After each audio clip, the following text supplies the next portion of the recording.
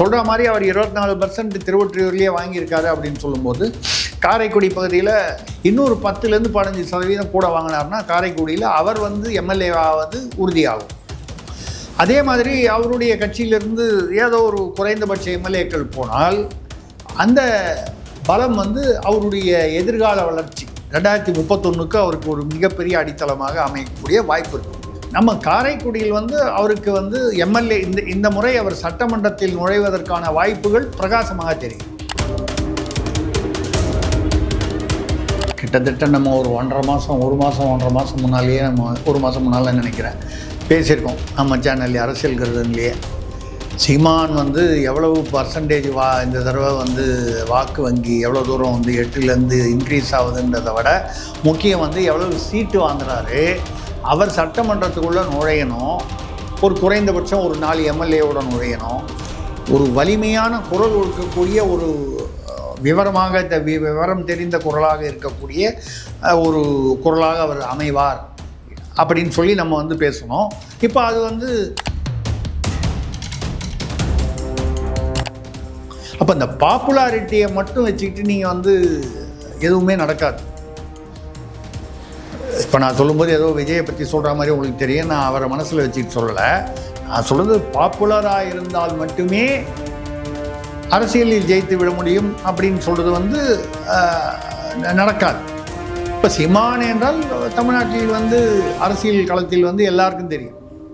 இப்போ ground work எப்படி பண்ணுறாரு, நாம் தமிழர் கட்சியில் கிரவுண்ட் ஒர்க் எப்படி நடக்குதுன்றதை பொறுத்து அவருடைய வளர்ச்சியோ இல்லை இந்த வளர்ச்சியுடைய அது என்ன சொல்கிறது ரிசல்ட்ஸ்ன்னு சொல்லக்கூடிய விளைவுகள், தேர்தலில் விளைவுகள் அதை வச்சு தான் நடக்கும். தமிழ் தேசியம் என்றால் சாதிகளை ஒழிப்பது, சாதி பிரிவினைகளை ஒழிப்பது தான் தமிழ் தேசியம் அப்படின்னு சொன்னீங்கன்னா, நாங்கள் திராவிடங்கிறது என்ன, நீங்கள் சொல்லும் அந்த தமிழ் தேசியம் வந்துவிடக்கூடாது என்பதற்கு என்னெல்லாம் செய்ய வேண்டுமோ அதை நாங்கள் செய்து கொண்டிருக்கிறோம், கண்டிப்பாக இன்னும் செய்வோம். இது அதனால் திமுக வலிமையாக இருப்பது போல தெரிகிறது. ஆனால் திமுகவிற்கு பின்னடைவு என்று ஒன்று வரும். அப்படி வரக்கூடியது யாரால் வரும்னு கேட்டால்,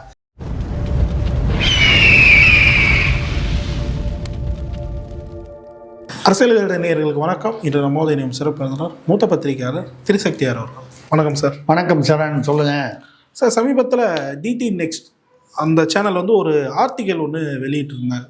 அதில் இப்போது கிட்டத்தட்ட 140 தொகுதிகளுக்கு சீமான் அவர்கள் வேட்பாளர் அறிவிச்சிட்டாரு. அது இருந்தாலும் காரைக்குடியை அறிவிக்காமல் இருக்காரு. காரைக்குடியில் தான் அவர் நிற்க போகிறான்னு சொல்கிறது ஓரளவுக்கு ஊர்ஜிதமான ஒன்றா இருக்குது அப்படின்ற ஒரு விஷயத்தையும், அதே மாதிரி ஒரு படி மேலே போய் 2021 திருவொற்றியூரில் அவர் கிட்டத்தட்ட 24% மேற்பட்ட வாக்குகள் வாங்கியிருந்தார். இப்போ அவர் சொந்த தொகுதியில் நிற்கிறதுனால அது இன்னும் அவர் வலு சேர்க்கும் அப்படின்ற மாதிரியும், மக்கள் கிட்ட பாப்புலாரிட்டியை விட யார் கிரவுண்ட் லெவல் ஒர்க் அதிகமாக பண்ணுறாங்களோ அவங்க தான் வெற்றி பெறுவாங்க, அதிக வாக்குகளையும் பெறுவாங்க, அந்த சான்ஸ் சீமானுக்கு இருக்குது அப்படின்ற மாதிரி மென்ஷன் பண்ணியிருக்காரு. எப்படி பார்க்குறீங்க இந்த ஆர்டிக்கலை? நீங்கள் ஏதோ ஒரு சேனலில் வந்ததுன்னு இப்போ சொல்கிறீங்க. DD next correct. கிட்டத்தட்ட நம்ம ஒரு 1.5 மாதம் முன்னாலேயே நம்ம 1 மாதம் முன்னால் நினைக்கிறேன் பேசியிருக்கோம் நம்ம சேனல்லே அரசியல் கருதன்லேயே. சீமான் எவ்வளவு பர்சன்டேஜ் இந்த தடவை வாக்கு வங்கி எவ்வளோ தூரம் 8லேருந்து இன்க்ரீஸ் ஆகுதுன்றதை விட முக்கியம் எவ்வளவு சீட்டு வாங்குறாரு, அவர் சட்டமன்றத்துக்குள்ளே நுழையணும், ஒரு குறைந்தபட்சம் ஒரு 4 எம்எல்ஏவோட நுழையணும். அப்பொழுது தான் அவருடைய குரல் அங்கே, அவருடைய கருத்துக்கள் எதிரொலிக்கும். அங்கே யார் ஆளுங்கட்சியாக இருந்தாலும் ஒரு பலமான எண்ணிக்கையில் இல்லை, ஒரு வலிமையான குரல் இருக்கக்கூடிய ஒரு விவரம் தெரிந்த குரலாக இருக்கக்கூடிய ஒரு குரலாக அவர் அமைவார் அப்படின்னு சொல்லி நம்ம பேசணும். இப்போ அது காரைக்குடி இருக்கலாம் அப்படிங்கிற ஒரு இதில் வருது. சொல்கிற மாதிரி அவர் 24% திருவொற்றியூர்லேயே வாங்கியிருக்காரு அப்படின்னு சொல்லும்போது, காரைக்குடி பகுதியில் ஏன்னா நார்மலாக ஜெயிக்கிறவங்க ஒரு 35-லேருந்து 40% அந்த தொகுதியில் வரக்கூடிய பதிவாகக்கூடிய வாக்குகளில் சுமார் 35-லேருந்து 40% வாங்கினாக்க ஜெயிப்பதற்கான வாய்ப்பு. நான் சொல்கிறது ஒரு சராசரியாக சொல்கிறேன். சில இடங்களில் ரொம்ப வித்தியாசங்கள் ரொம்ப அதிகமாக இருக்கும் வேட்பாளரை பொறுத்து. இங்கே உங்களுக்கு ஒரு 24% திருவொற்றியூரில் வாங்கினார்னா, இன்னொரு 10-15% கூட வாங்கினார்னா காரைக்குடியில் அவர் எம்எல்ஏ ஆவது உறுதியாகும். அதே மாதிரி அவருடைய கட்சியிலிருந்து ஏதோ ஒரு குறைந்தபட்ச எம்எல்ஏக்கள் போனால் அந்த பலம் வந்து அவருடைய எதிர்கால வளர்ச்சி 2031க்கு அவருக்கு ஒரு மிகப்பெரிய அடித்தளமாக அமையக்கூடிய வாய்ப்பு இருக்கும். இதுதான் இப்படி தான் நம்ம வந்து அதை பார்க்க முடியும். அது காரைக்குடியில் உங்களுக்கு அநேகமாக பிப்ரவரி ஏதோ ஒரு தேதியில் 7 அன்னைக்கு அந்த மாற்றத்தை விரும்பும் மாநாடுன்னு அறிவிச்சிருக்காரு. அநேகமாக அந்த தேதிக்குள்ளே பார்த்தீங்கன்னா இது தேர்தல் அந்த எண்ணிக்கை எப்போ என்னன்ற அந்த ஷெட்யூல் வந்து அறிவிச்சிருவாங்க. தேர்தலுக்கு அந்த ஷெட்யூல் அறிவிச்சிட்டாங்கனாலே உங்களுக்கு பரபரப்பு, அதுக்குள்ளே அந்த கூட்டணி அந்த இந்த குழப்பங்கள்லாம் முடிஞ்சு ஏதோ ஒரு வகையில் கூட்டணி ஒரு கட்சியும் மற்றவங்களாம், ஏன்னா அவர் தான் கூட்டணி இல்லைன்ட்டார். அதிமுக சைடில் இப்போ புதுசாக தாவேகான ஒரு எதிர்பார்ப்பு இருக்குது. அவங்க கூட்டணி சேர்றாங்களா, யார் கூட சேர்றாங்க, சேர்ந்து என்ன பண்ணுவாங்க, இதெல்லாம் வந்து ஓரளவுக்கு ஒரு தெளிவுக்கு வரும். அந்த மாதிரி வரும்பொழுது நம்ம அது எப்படிங்கிறத வரும். நம்ம காரைக்குடியில் வந்து அவருக்கு வந்து எம்எல்ஏ இந்த முறை அவர் சட்டமன்றத்தில் நுழைவதற்கான வாய்ப்புகள் பிரகாசமாக தெரியுது. போன தடவை 24% இங்கே திருவொற்றியூரில் சென்னை மாநகரத்தில் இருக்கக்கூடிய சென்னையிலேயே 24% வாங்கும் பொழுது காரைக்குடி எப்போவுமே நகர்ப்புறங்களில் வந்து பார்த்திங்கன்னா இதுவே இப்போ ஓட்டுப்பதிவே கம்மியாக இருக்கும். கிராமப்புறங்களில் வந்து 70% வருதுன்னா இங்கே 60% தான் வரும். நம்ம நகரப்புறத்தில் இருக்கிறோம் வந்து உண்மையாக நம்ம ஒத்துக்கணும், நம்ம உங்களையும் என்னையும் சேர்த்து ஒத்துக்க வேண்டிய விஷயம் வந்து கொஞ்சம் சோம்பேறிகள். போய் ஓட்டு போடணுன்னா என்னப்போ நான் போடலன்னா என்ன ஆகிட போகுது அப்படின்னு நினைக்கக்கூடிய ஒரு அந்த மனப்பான்மை இருக்கும். ஆனால் கிராமப்புறங்களில் வந்து அந்த ஆர்வங்கள் அதிகமாக இருக்கும். இன்னாருக்கு ஓட்டு போடணுன்றதும் ஒரு ஆர்வமாக இருக்கும். அதை விட முக்கியமாக முதல்ல ஓட்டு போடணுங்கிற எண்ணம் வந்தால் தானே என்ன யாருக்குன்னு. அந்த வகையில் பார்த்தால் காரைக்குடியில் வந்து அவருக்கு வாய்ப்புகள் அதிகம், நிச்சயமாக பிரகாசமாக தெரிகிறது. இந்த முறை சீமான் சட்டமன்றத்திற்கு செல்வார் உறுதி அப்படின்னு சொல்லக்கூடிய ஒரு சூழ்நிலையில் இருக்குது. இது வரைக்கும் அறிவிக்கலை காரைக்குடியில் அவர் வேட்பாளர் என்று. பாக்கி எல்லா இடத்துலையும் அறிவிச்சுக்கிட்டே வர்றார். நேற்று கூட ஒரு 2-3 வேட்பாளர் அறிவித்தார் நினைக்கிறேன். அந்த மாதிரி வரும்பொழுது காரைக்குடியில் வந்து அறிவிக்காமல் இருப்பதற்கு காரணம் அவர் தான் வேட்பாளர் என்று பல பத்திரிகைகளில் கூட வந்து யூகங்கள் வெளியாகி இருக்கின்றன. அந்த வகையில் காரைக்குடி அவருக்கு வந்து ஒரு அதாவது நிச்சயமாக ஒரு மைல்கல்லாக இருக்கும், அரசியலில் வந்து ஒரு மைல்கல்லாக இருக்கும் என்று எதிர்பார்க்கலாம். ஏன்னா இப்போ கூட்டணி இப்போ தான் ஒன்று செட் ஆகிட்டு வருது. அவங்க பாருங்கள், பிரேமலதா அம்மாவோட வந்து பேசும்போது என்ன சொல்கிறாங்க, கூட்டணி தர்மத்தை அதிமுக மதிக்கிறதுன்னு சொல்கிறாங்க. அப்படின்னா கிட்டத்தட்ட அதிமுக பக்கம் போவாங்க போல தெரியுது பிரேமலதா அவர்கள், விஜயகாந்த் கட்சி தேமுதிக. அது சொல்லும்போது என்ன வார்த்தை சொல்கிறாங்கன்னா, திருடர்களிடம் ஆட்சியை கொடுத்து விட்டு தலை குனிந்து நிற்கிறது தமிழ்நாடு அப்படி சொல்லும்போதே அப்போன்னா திமுக பக்கம் போகலன்னு தெரிஞ்சு போச்சு. அவங்க ஏற்கனவே தாவேகாவை பற்றி கேட்கும்போது நோ கமெண்ட்ஸ், அதை பற்றி நான் பேசலைன்ட்டாங்க. அதுக்கப்புறம் நேற்றுக்கு முளைச்ச காலான்லாம் இன்றைக்கி ஆட்சிக்கு வரணும்னு ஆசைப்பட்டா எப்படின்றார். ஸோ இது நான் சொல்ல வர்றது பிரேமலதாவுக்கு முக்கியத்துவம் சொல்றதை விட இப்போ தான் கொஞ்சம் கொஞ்சமாக இந்த டிசம்பருக்குள்ளே வந்து இந்த கூட்டணி அலைகள்லாம் மோதி சத்தம் வந்து அதை இப்போ சீமான் கூட நேற்று ஏதோ ஒரு கூட்டத்தில் நேற்று பேசும்போது பேசியிருக்காரு. இந்த கரையோரத்தில் தான் வந்து அலைகள் வந்து ஆர்ப்பரிக்கும், ஆரவாரம் செய்யும். நடுக்கடலில் ஆழ்கடலில் போனீங்கன்னா அமைதியாக இருக்கும். ஆனால் அதுதான் வலிமையானது. ஆழ்கடல் என்பது தான் வலு உள்ளது. இந்த அலையில் வந்து மோதுறதெல்லாம் பார்த்தீங்கன்னா அந்த அலை வந்து எவ்வளோ வேகமாக மோதுதோ அந்த வேகத்தில் திரும்பி போயிடும். அது மாதிரி இங்கே வந்து சத்தம் அதிகமாக இருக்கும். இந்த மாதிரி ஒரு சூழ்நிலையில் இந்த கூட்டணி இந்த அலைகள் மாதிரி இந்த சத்தம்லாம் வந்து அப்படி தடா புடான்னு இங்கே மோதும் அங்கே மோதும், எந்த பக்கம் மோதுதுன்னே தெரியாது. அலை இந்த பக்கம் வரும்னு நினைப்போம், அந்த பக்கம் போயிடும். திமுக பக்கம் வருது அலை, அதிமுக பக்கம் போகுதா, தாவேகா பக்கம் போகுதான்னு இந்த அலைகள்லாம், இந்த அலை சத்தம்லாம் தாண்டி இந்த ஆழ்கடல் நிலைக்கு வரும்பொழுது தான் வந்து அவரவர்களுடைய உண்மையான வலிமை தெரியும். அந்த ஒரு இது வந்து ஒரு கொஞ்ச நாளில் வந்து வந்துடும்ன்ற மாதிரி தான் தெரியுது. எப்படி போகுதுன்னு பார்க்கலாம். சார் குறிப்பாக அந்த இன்னொரு விஷயம் சொல்லியிருக்காங்கல்ல சார், பாப்புலாரிட்டி விட கிரவுண்ட் ஒர்க் தான் வந்து ரொம்ப முக்கியம், அதுதான் வந்து நாம் தமிழுக்கு சாதகமாக அமையுதுன்னு சொல்லிட்டு இப்போ காங்கிரஸ் அங்கே ரூலிங் பார்ட்டியாக இருந்தாலும் கிரவுண்ட் ஒர்க்கில் வந்து நாம் தமிழர் கச்சிதமாக பண்ணியிருக்காங்கன்னு மென்ஷன் பண்ணியிருக்காங்க. இதை எப்படி பார்க்குறீங்க? இல்லை பாப்புலாரிட்டி அப்படின்னு சொன்னால் வந்து அதாவது அந்த அந்த அந்த வாதம் ஏற்கக்கூடிய வாதம் தான். அந்த பாப்புலாரிட்டியை வச்சு பார்த்துட்டா கமலஹாசனை விடவா ஒரு பாப்புலரான ஒரு நடிகர் இருக்க முடியும் இல்லையா? அவர் கட்சி ஆரம்பிச்சு என்ன ஆனார்? அதாவது எதை சொல்லி கட்சி ஆரம்பித்தார்? திமுகவின் ஊழலாட்சிக்கு எதிராக டார்ச் லைட்டு அமைச்சார். டார்ச் லைட்டில் பேட்டரி தீர்ந்து போச்சு, வேற யாரும் எடுத்துகிட்டு ஓடிட்டாங்க. வேற எடுத்துகிட்டு போயிட்டாங்க. அவர் வந்து டப்புன்னு என்ன பண்ணிட்டாரு, இங்கே வந்து ராஜ்யசபா எம்பி வாங்கிட்டு போயிட்டார். மக்கள் நீதி மையம் வந்து மையம் அது எங்கே இந்த புயல் மையமிட்டிருக்கா மாதிரி வந்து அது எங்கே போய் மையமிட்டிருக்குன்னே தெரியல. அது மாதிரி ஒரு நிலைக்கு போயிட்டார். அப்போ பாப்புலாரிட்டி மட்டும் ரஜினிகாந்த் கூட அவர்கள் வந்து ரஜினிகாந்தை விடவா ஒரு பாப்புலாரிட்டி அந்த பீரியடில் பீக்கில். இன்றைக்கும் பார்த்தீங்கன்னா அவர் படம் ஓடத்தானே ஓடுது. படம் எப்படி இருந்தாலும் ஓடுது. அவருக்குன்னு ஒரு எதிர்பார்ப்பு, ரஜினி ரசிகர் கூட்டம். அப்போ அந்த பீக்கில் இருக்கும் பொழுது அவராலேயே வந்து அந்த கட்சியை வந்து நம்ம அரசியலுக்கு போனோம்னா தாக்கு பிடிப்போமா முடியாதா அப்படிங்கிற ஒரு சந்தேகம் அவருக்குள்ளேயே இருந்ததுனால தான் பல முறை வரலன்னு சொல்லி கடைசியில் வரலன்ட்டார். நல்ல வேலை. அப்போ இந்த பாப்புலாரிட்டியை மட்டும் வச்சுக்கிட்டு நீங்கள் வந்து எதுவுமே நடக்காது. இப்போ நான் சொல்லும்போது ஏதோ விஜயை பற்றி சொல்கிற மாதிரி உங்களுக்கு தெரியும். நான் அவரை மனசில் வச்சுக்கிட்டு சொல்லலை. நான் சொல்கிறது பாப்புலராக இருந்தால் மட்டுமே அரசியலில் ஜெயித்து விட முடியும் அப்படின்னு சொல்கிறது வந்து நடக்காது. அடிப்படையில் வந்து அந்த கிரவுண்ட் ஒர்க் தான். அந்த கிரவுண்ட் ஒர்க்கு யார் எப்படி செய்கிறாங்கன்றது, கிரவுண்ட் ஒர்க்கு செய்கிற ஆள் பாப்புலராகவும் இருந்தால் அது கூடுதல் பெனிஃபிட். இப்போ சீமான் என்றால் தமிழ்நாட்டில் வந்து அரசியல் களத்தில் வந்து எல்லாருக்கும் தெரியும். இப்போ கிரவுண்ட் ஒர்க் எப்படி பண்ணுறாரு, நாம் தமிழர் கட்சியில் கிரவுண்ட் ஒர்க் எப்படி நடக்குதுன்றதை பொறுத்து அவருடைய வளர்ச்சியோ இல்லை இந்த வளர்ச்சியுடைய அது என்ன சொல்கிறது ரிசல்ட்ஸ்ன்னு சொல்லக்கூடிய விளைவுகள், தேர்தலில் விளைவுகள் வந்து அதை வச்சு தான் நடக்கும். ரெண்டாவது இந்த தமிழ் தேசியம் அப்படிங்கிற அந்த அந்த அந்த கான்செப்ட், கருத்தியல், அதை எந்த அளவுக்கு மக்கள் ஏற்றுக்கொள்கிறார்கள் அப்படின்னு பார்க்கணும். இப்போ கூட பார்த்தீங்கன்னா தமிழ் தேசியம்னா என்னன்னு அப்படின்னு சொல்லும்போது சாதிகளை ஒழித்தால் தான் தமிழ் தேசியம் சாத்தியம். உண்மை அது உண்மை.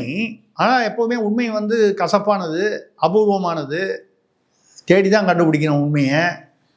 ஏனென்றால் என்ன, உங்களுக்கு திராவிடம்னாலே என்ன, சாதி அந்த அந்த பிரச்சனைகளை, அந்த சாதி பிரிவுகளை தூண்டிவிடுவது தானே. நம்ம திருப்பி பெயர் பலகையிலேருந்து சாதியை எடுத்துட்டோம் சொல்கிறோமே தவிர மக்கள் மனதிலிருந்து சாதியை எடுக்கவே இல்லையே. நம்ம எடுக்க முயற்சி பண்ணலைன்றது மட்டும் இல்லாமல் அந்த சாதித்தீயை தூண்டி விடுவது தானே வந்து திராவிடம் என்ற பெயரில் நடக்கிறது. நீங்கள் தென் மாவட்டத்தில் வந்து அவரை முக்குளத்தோருக்கும் தேவேந்திர குல வேளாளருக்கும் மூட்டி விடணும், வட மாவட்டங்களில் வன்னியருக்கும் பறையருக்கும் மூட்டி விடணும், அவங்க ஒத்துமையாக போயிடக்கூடாது. இன்னும் ஒரு அந்தந்த அப்புறம் கொங்கு மாவட்டங்களில் பார்த்தீங்கன்னா அவங்க கொங்கு வேளாளர்களுக்கும் மற்ற சாதிகளுக்கும் வந்து அங்கே உள்ள எஸ்சி பட்டியலினத்தை சேர்ந்தவர்களுக்கும் உள்ள பிரச்சனைகளை வந்து அதிகப்படுத்த வேண்டும். அப்புறம் சில இடங்களில் வந்து இந்து முஸ்லீம் பிரச்சனைகளை ஏற்படுத்த வேண்டும். அப்புறம் சிறுபான்மையினர்னு சொல்லி அவங்கள தனியாக பிரிக்கணும் இந்துக்கள்கிட்டேருந்து. இந்துக்களை பிரிக்கும் போது சாதிகளை பயன்படுத்தி கொள்ள வேண்டும், சாதி பிரிவுகளை. அப்புறம் அந்த பக்கம் வந்து சிறுபான்மையினர் ஓட்டுகளை பெறுவதற்காக இந்துக்களை ஒரு பக்கம் பிரித்து சிறுபான்மையினர்னு பிரிக்கணும். சிறுபான்மையினர்னு பிரிக்கும் போது என்ன செய்யணும், அதுலேயும் நான் கிறிஸ்தவன் தான், என் மனைவியும் கிறிஸ்தவர் தான், என் மனைவி கிறிஸ்தவர் அதனால் நான் கிறிஸ்தவன் அப்படின்னு சொல்லணும். அப்படி சொன்னாதான் அதுக்கப்புறம் வந்து கிறிஸ்தவர்கள் போட்ட பிச்சை தான் இது, அவர்களால் தான் நாங்கள் ஆட்சிக்கு வந்தோம், நடைபெறுவது கிறிஸ்தவர்களின் ஆட்சி. இவங்க வீட்டில் இவங்க அம்மா வந்து எல்லா கோயிலுக்கும் போயிட்டு வராங்க, நல்லபடியாக போயிட்டு வராங்க, எல்லா கோயிலுக்கும் போகிறாங்க. அதனால் அந்த குடும்பத்துக்கே புண்ணியம். அது புண்ணியமாக பரிகாரமானு தெரியல. புண்ணியன்றது வேற, நிறைய பாவங்கள் செஞ்சால் அதுக்கு பரிகாரத்துக்கு கோயிலுக்கு போகிறதும் உண்டு. அவங்க வந்து புண்ணியம் சேர்க்கறதுக்காக போவாங்கன்னு நான் எதிர்பார்க்குறேன். சரி, ரைட்டு, அது அந்த சப்ஜெக்ட் வேணாம், அது அவங்களுடைய சுய விருப்பம். ஆனாலும் அதே வீட்டில் இருந்துக்கிட்டு வந்து ஒருத்தர் கடவுள் இல்லைன்னு சொல்கிறார், நாத்திகர்னு சொல்கிறாரு, ஒருத்தர் வந்து நான் கிறிஸ்தவர்னு சொல்கிறாரு. கிறிஸ்தவர்னு சொல்கிறவங்க கடவுள் இல்லைன்னு, கிறிஸ்தவத்தில் நாத்திகம் இருக்கா? இஸ்லாமில் நாத்திகம் இருக்கா? கடவுள் இல்லைன்னு சொல்லிட முடியுமா இஸ்லாத்தில்? இல்லை, இல்லைன்னா இவர்கள் அங்கே வரும்போது என்ன பண்ணுவாங்க, சிறுபான்மையினர்னு பிரிப்பாங்க. சிறுபான்மையினருக்குள்ளேயும் வந்து கிறிஸ்தவர் தனி, இஸ்லாமியர் தனி. இஸ்லாமியர்களை வந்து ஒரு பக்கம் துணி விட வேண்டியது. ஏன் அங்கங்கே பார்த்தீங்கன்னா இப்போது மேலப்பாளையத்தில், திருநெல்வேலி மேலப்பாளையத்தில் பார்த்தீங்கன்னா எங்கள் ஒரு வீட்டில் புள்ள விநாயகர் சிலை வச்சுருக்காங்க. அதை வந்து வைக்கக்கூடாதுன்னு சொல்லி எடுத்து வீட்டுக்குள்ளே வச்சுருக்கிறது, அதை எடுத்து காவல்துறை பண்ணுது. உண்மையில் பார்த்தீங்கன்னா அது ஒரு சின்ன விஷயந்தான். ஒரு இந்து அவனுடைய மதத்தில் ஒரு கடவுளை வந்து அவன் வீட்டுக்குள்ளே ஒரு பலகை மாதிரி போட்டு இவ்வளோ பெருசு வச்சுருக்கான். அவனும் கும்பலை கூட்டு பந்தல் போட்டு மேலே அடித்து லவுட் ஸ்பீக்கர் வச்சு ஒன்றும் பண்ணலை. இப்போ அதை வந்து நம்பி எடுக்கணுன்னா யாருக்காக? அங்கே உள்ள முஸ்லீம்களுடைய திருப்திக்காக, அவர்களை மகிழ்விப்பதாக இவர்கள் நினைத்து கொண்டு இருக்கிறார்கள். காவல்துறை செய்தி இது. இப்போ உங்களுக்கு புரியுதா? தமிழ் தேசியம் என்றால் சாதிகளை ஒழிப்பது, சாதி பிரிவினைகளை ஒழிப்பது தான் தமிழ் தேசியம் அப்படின்னு சொன்னீங்கன்னா, நாங்கள் திராவிடம்ங்கிறது என்ன? நீங்கள் சொல்லும் அந்த தமிழ் தேசியம் வந்துவிடக்கூடாது என்பதற்கு என்னெல்லாம் செய்ய வேண்டுமோ அதை நாங்கள் செய்து கொண்டிருக்கிறோம், கண்டிப்பாக இன்னும் செய்வோம். இதுதானே.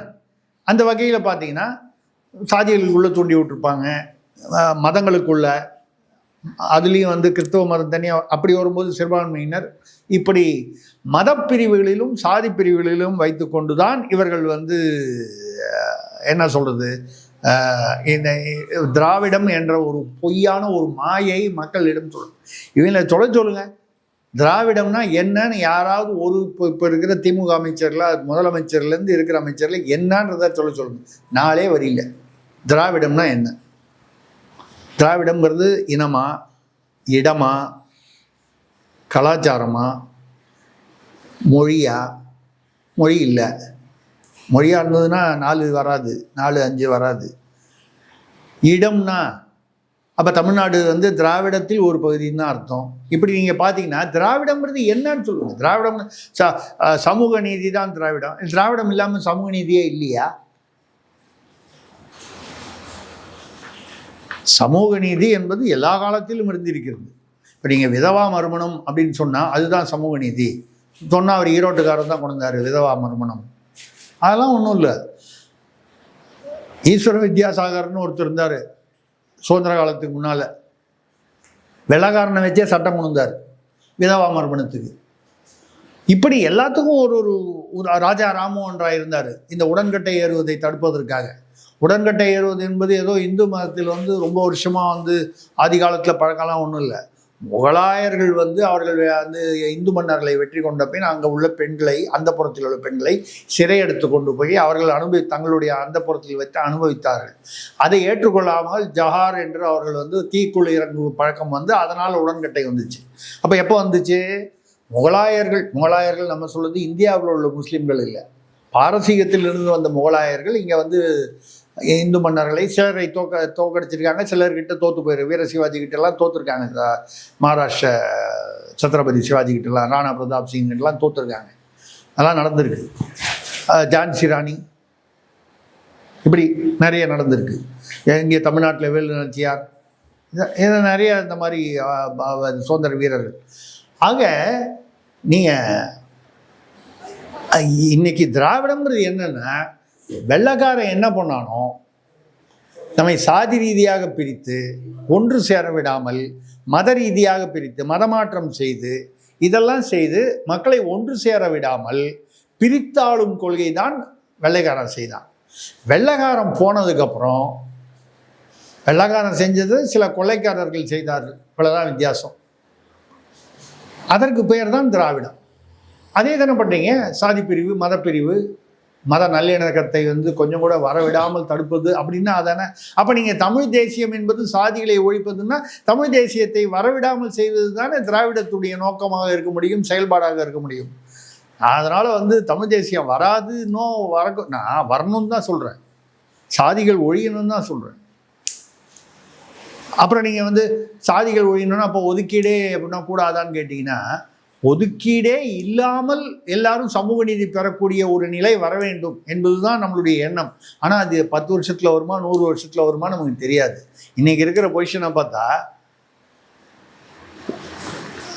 இவர் ஓய்வு பெற்ற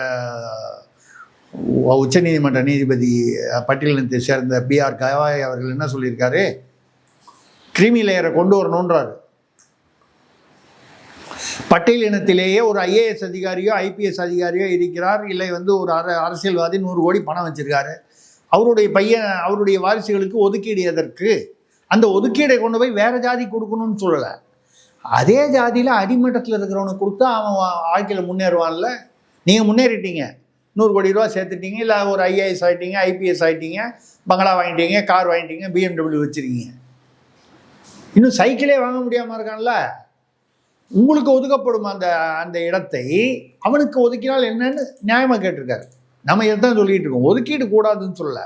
அந்த ஒதுக்கீடில் அந்த பயனாளிகள் யார், உண்மையான பயனாளிகளா, அவர்கள் அதற்கு தகுதி அந்த அந்த அந்த தகுதியில் இருக்காங்களா, ஏழ்மையில் இருக்காங்களா, வறுமையில் இருக்காங்களா, பிற்படுத்தப்பட்டு இருக்காங்களான்னு.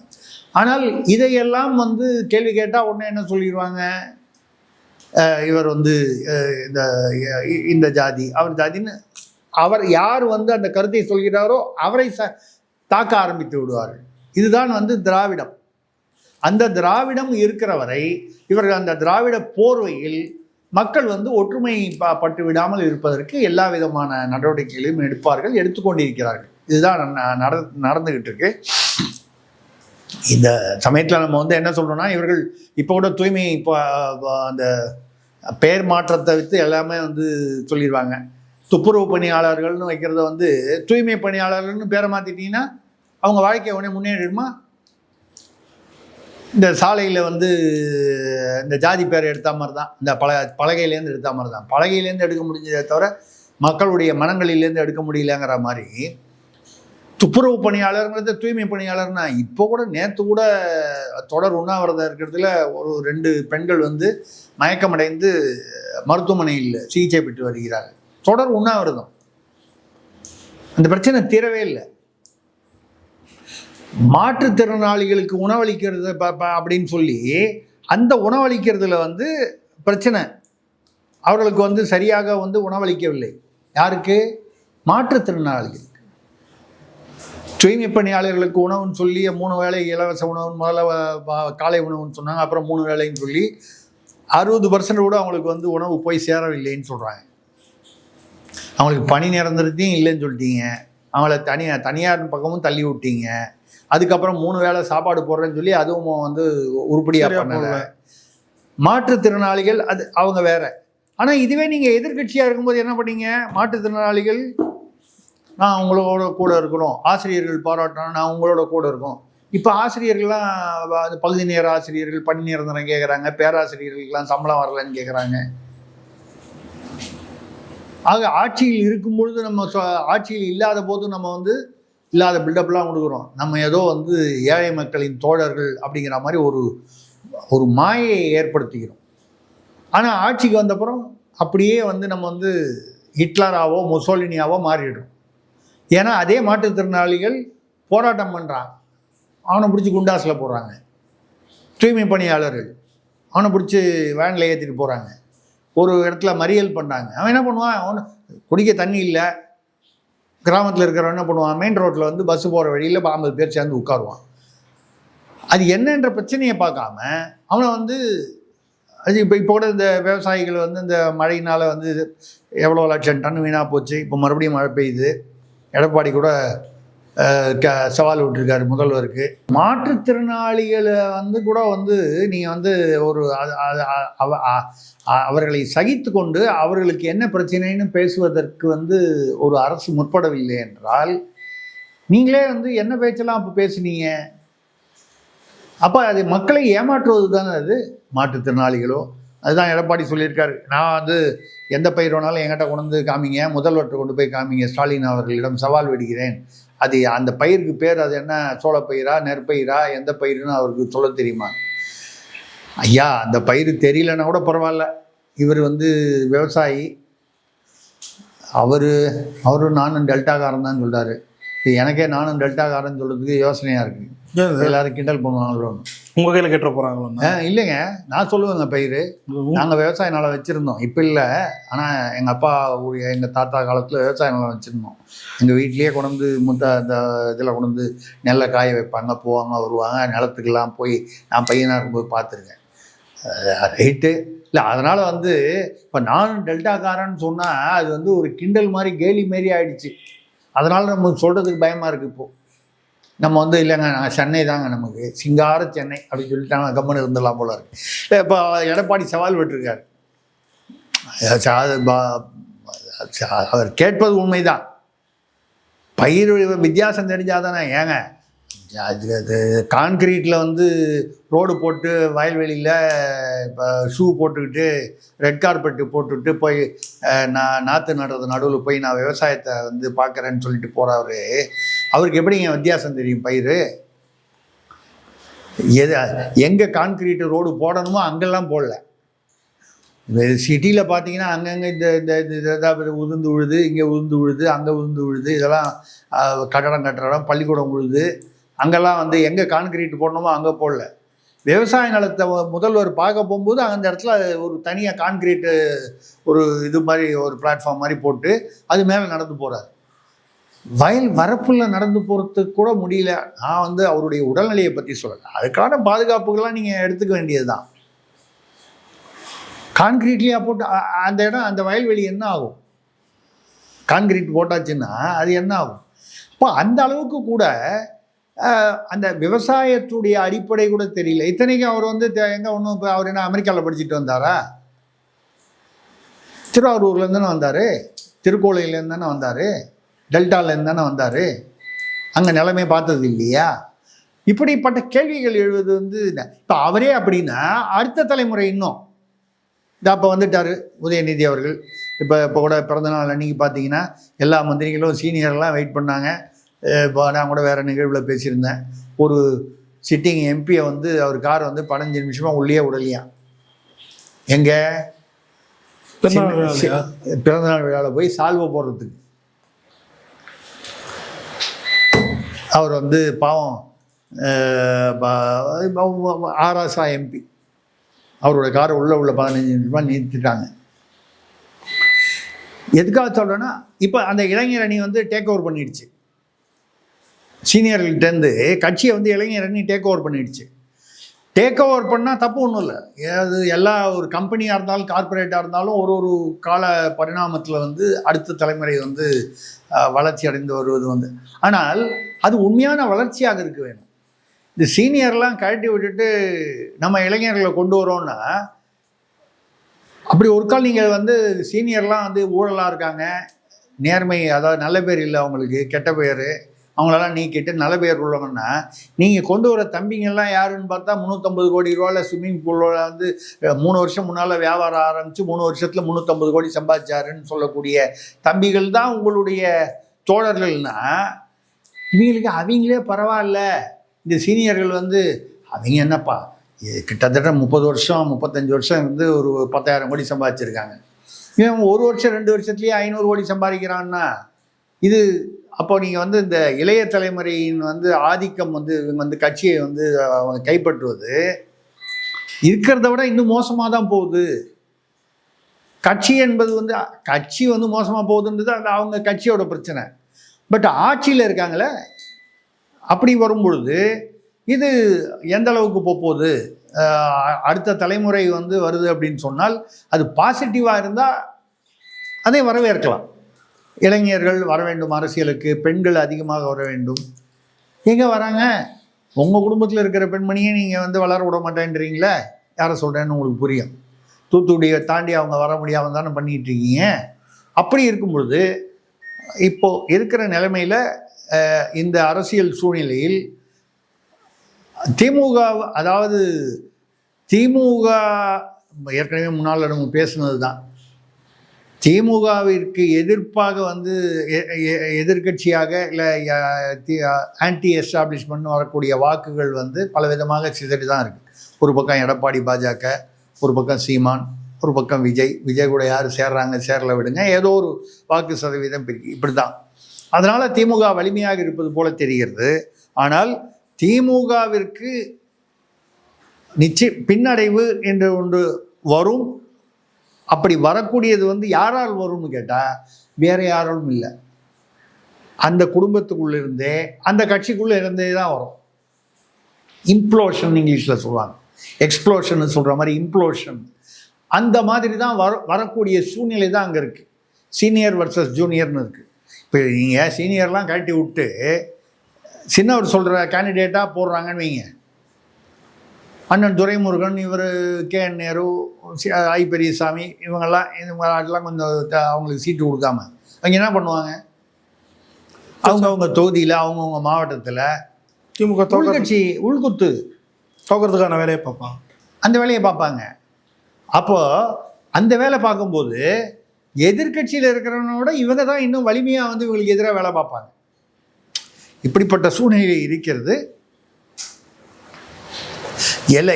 அதாவது எந்த இதுவாக இருந்தாலும் ஒரு தீமையுமே தொடர்ந்து ஒரு மக்களுக்கு வந்து தீமை வந்து நடக்காது. நம்ம கொஞ்சம் சகிப்புத்தன்மையும் பொறுப்பும் வேணும், பொறுமையும் வேணும். பொறுப்பு வேணும் ஓட்டு போடும்போது, அது கரெக்டாக முடிகிற வரைக்கும் அந்த பொறுமை வேணும்.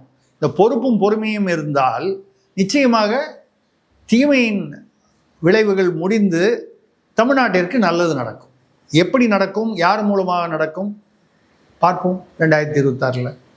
சார் பலர் கேள்வி தெளிவாக நடத்துங்க. நன்றி, வணக்கம்.